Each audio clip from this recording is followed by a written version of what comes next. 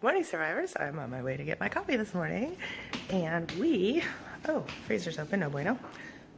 And we are going to have a real chat today. Excuse the shadow on the face. People leave my freezer open, I tell you. Okay, so today we're going to talk about the discard phase and what it is. We kind of talked about it a little bit with the breakup video the other day.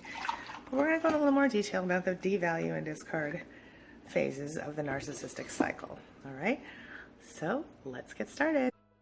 So first of all, you know that there are three phases to most narcissistic relationships, three really quickly definable phases. And that is at the beginning, the love bombing phase, when it's the overvaluation of the individual. Well, then you have the devalue and discard phases. Devalue is when they begin to cut down their mate or spouse or person that they're attacking, their victim. And then of course discard is when they either literally discard the person and move forward, or they temporarily discard the person by treating them badly or giving them the silent treatment or whatever. And depending on the relationship, that could be an ongoing cycle throughout one's lifetime. So the beginning of a relationship with a narcissist can really feel like heaven. It can feel like you've met your soulmate, and they put you on this pedestal and you feel amazing and you think that nothing can possibly go wrong. And you start to think, wow, I think I really found my soulmate here. You will be relentlessly pursued, and if you don't instantly jump into their arms, that makes you almost more valuable to them. Please note that narcissists don't choose people who are losers, who are ugly, who are worthless. They always want to choose people who have something going on for them, whether it's they're very popular, they have a lot of money, they have great hair, they're beautiful, they're I already said popular, they have a lot of friends. Narcissists are always looking for someone who have it going on. And at the beginning, that's a really good thing for them. They enjoy it very much. Of course, as time goes forward, that changes, and we'll talk about that in a second. So at the beginning, as they're going through the infatuation phase, that is the point at which they can, they will see you. It seems like a normal relationship at first, because a lot of relationships go through that infatuation phase. And for narcissists, it's kind of an idealization phase, or a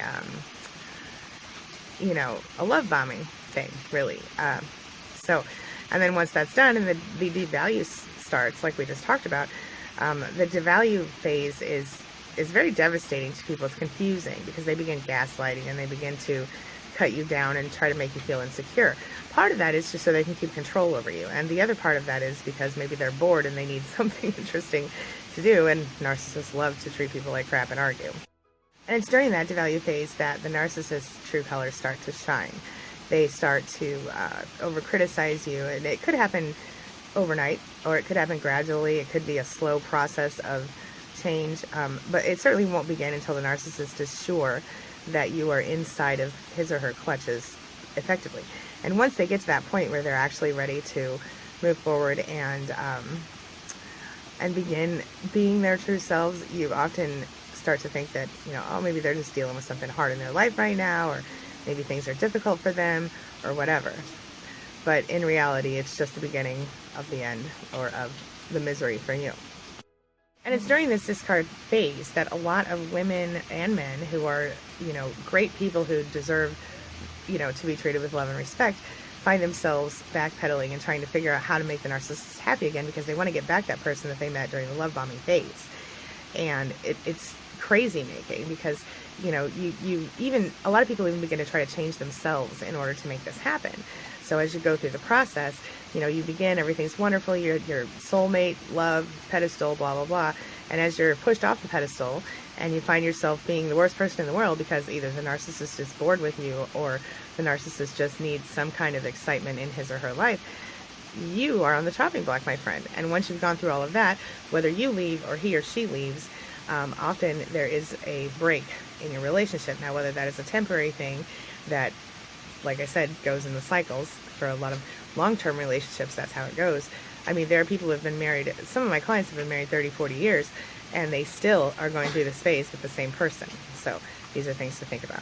And then we go through the discard phase, where we end up alone, whether it's permanently or temporarily. It's almost never permanently, because narcissists are famous for coming back over and over again. because they love narcissistic supply, and even if they just come back to torture you a little bit, they're coming back for sure because they want to keep the supply up. And whether they put you into a narcissistic harem type circle where you're one of many, or you're just the backup to all of their conquests, you know, if you don't take a stand and decide that you're not going to put up with that crap, you might be stuck in it for a long time. Like I said, I've got clients who've been going through it for decades. And even if they're consciously aware of it, the narcissist will do nothing to try to, they will take no responsibility at all. You know, it will be your fault according to them, and there will be nothing you can say to them to make them believe otherwise. Unless, of course, they think they might lose you and they aren't ready to lose you, in which case they might pretend for a minute to be on the same page as you. But in reality, they have no responsibility, and that's because they lack empathy and they can't actually care how you feel about anything. And even if they could, they wouldn't. And so as you go through and you get you experience the whole thing, the phases and the mind freak and everything else that happens from it, and I really meant the other F word, but I'm trying not to cuss as much in my videos now. It's deliberate, and it is almost calculated, or it might be calculated. But I think a lot of these narcissists do this without even realizing what they're doing. And you know, people say to me, you know, when they see how fast a narcissist pulls away when the discard phase happens, they say, how could he have ever loved me, or she have ever loved me, if that's how they were able to just walk away and move on with someone else? Well, again, I need you to understand that narcissists are not capable of normal love like normal people. Their version of love is possession, because they don't see people like people. They see people like objects. You feel me? And I think that's part of the reason that getting over a relationship with a narcissist is so difficult. I think it's actually more difficult than it would be for a non-narcissist. I mean, every breakup is painful and difficult, you know what I'm saying? But when it comes with a narcissist, you know, it's like when you turn your back, they stab you with another little bit of pain. They'll do anything in their power to be the ones to quote unquote win the relationship. And so when that happens, my friend, I think the best thing you can possibly do is turn around and walk away and just suck it up. Don't try to get revenge. Don't try to do anything. Just the best revenge that you can get on a narcissist is literally to walk away and never ever speak to them again. And to live your life in a way that is your way and wonderful and makes you feel good, okay? So you're going to need some support as you're going through this breakup, okay? So I want you to watch a couple of videos for me. I'll link to those up here for you. I want you to watch one that is called So Your Narcissist Has a New Supply, and that's in case you're actually dealing with watching them go be with someone else. And then the other one that you can do is called, it's the one I did yesterday about the surviving the breakup, surviving the discard. And there are several others on my channel like that. I'll put them in the links for you here shortly. So if you don't have kids with a narcissist and you're not in any way required to be involved with a narcissist, then the best thing you can do, as always, is turn around, walk away, and go no contact. If you do have kids with a narcissist and you have to deal with them because of that, or you have, you know, you share a job or whatever, then the best thing you can do is go gray rock. That is, whenever they try to manipulate you, absolutely refuse to give them the supply that they need. All right? That's all I've got for today. Have a wonderful day. I'll see you later today with another video.